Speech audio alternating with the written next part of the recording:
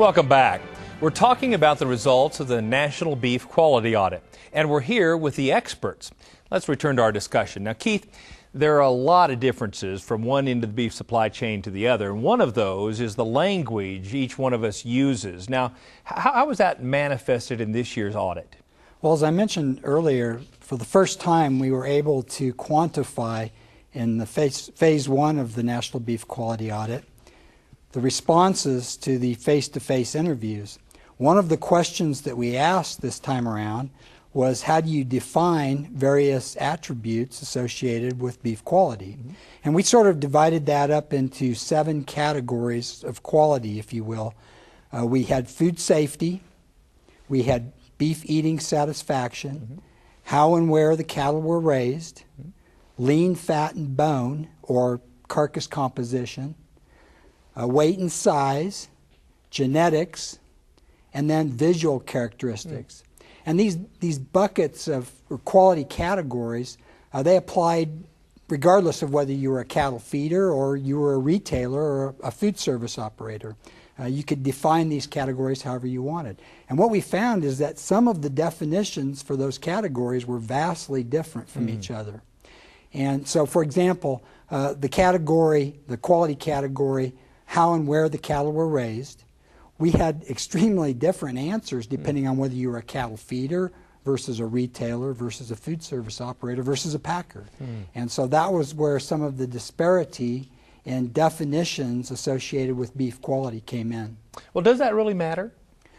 I think it's important because it indicates to us that there is a discontinuity in how we communicate up and down the supply chain of the beef industry. So, for example, as you move closer to the consumers, then things that were more important to retailers and food service operators were sort of social type of issues, animal well-being, those types of topics. As you work back upstream in the supply chain, cattle feeders, for example, I think things like vaccination, health history, health management practices were more important. And so things change depending on where you were in the supply chain. And that indicates to us that there's a difference in economic signals that perhaps are being passed up and down the chain. For example, when it comes to carcass weight, we know that carcass weight has continued to increase for the last 100 years, basically.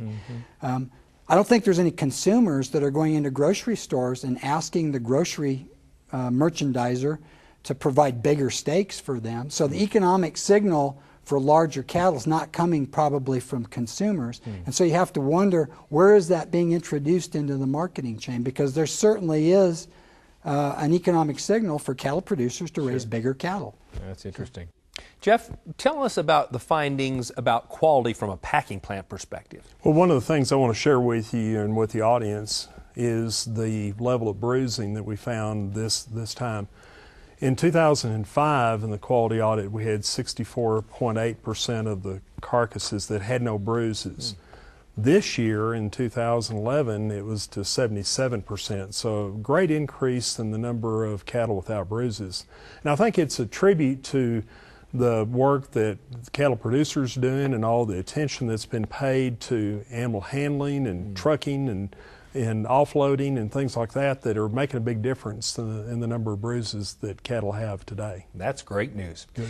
Jason, you told us that you engaged producers in a new and unique way in this year's audit. How did they perceive quality? Yeah, we asked them, when you hear the term quality relative to the beef industry, what does that mean to you? And the 2 answers that came to the top were raising cattle and calves that are healthy, and also producing beef that is safe and wholesome. So it was pretty clear that producers equate these 2 concepts with quality, and up until this point we really didn't have a great idea of what they thought quality was. So do producers believe they can make a difference in terms of quality? Yeah, we actually asked them further, how do you think you influence quality? And 96% of them said that they actively do something on their farm or ranch to influence quality. And the number 1 reason was preventative health care, such as vaccines, as a way of trying to proactively influence quality in the beef chain. And we also found out that 9 out of 10 producers that responded to the survey have a relationship with their veterinarian related to the use of animal health products. We call that a veterinary client-patient relationship as a technical term, but it's a great way to make sure you are properly using preventative health care and also properly using health treatments for animals that might be sick. So a lot of producers are being very proactive with health care as it impacts quality. So Jason, can the quality improvements we see at the packing plant be attributed to the improvements that producers have made? Yeah, I think we could actually give quite a bit of credit to the Beef Quality Assurance Program for some of the improvements. One of the examples would be injection site lesions. And what we found in our survey was that currently 87% of producers choose to give an injection in the neck region, front of the shoulder of an animal, versus historically it tended to be in the rear of an animal and devalued some cuts. And we also found that 84% of producers would prefer using a subcutaneous method under the skin rather than intramuscular, again, trying to avoid causing injection site lesions. So some really big improvements on injection sites that we can truly say producers have changed the way they're doing things. That is encouraging. So just how widespread is BQA?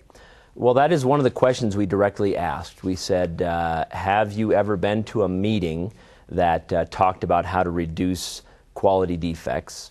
And 78% of producers said that they had attended such a meeting. And then we asked, have you ever heard of beef quality assurance? And 87% of producers indicated that they had heard of that. We asked those, just the people that's responded yes to that question, have you ever gone through a beef quality assurance training meeting? And 71% said that. So ultimately, of all the people that took our survey, 43% were beef quality assurance certified. So that's a huge number of producers out in the country. Dr. Patterson, you and your team at NCBA lead the Checkoff-funded BQA program, and I'm interested, how have you been able to make this information on animal handling techniques so available to so many people around the country, and what impact has it had? Well, it's had a great impact of what you don't see in the audit now, injection site blemishes, bruises, those kinds of issues. How did we get that accomplished? We got that accomplished by going through our state BQA coordinators, their educators, the state beef councils, their educators, the state cattlemen's organizations, the guys that are the state beef specialists. They all teach proper BQA protocols and procedures. In addition to that, we've got a great communications team that puts the information out nationally, as well as beginning to use things like Facebook and webinars. So we think we've got a good communications program to get this information out. And you can get more information on the beef quality audit by visiting bqa.org. We're so excited to be bringing the results of the National Beef Quality Audit to our audience. Our discussion continues right after this.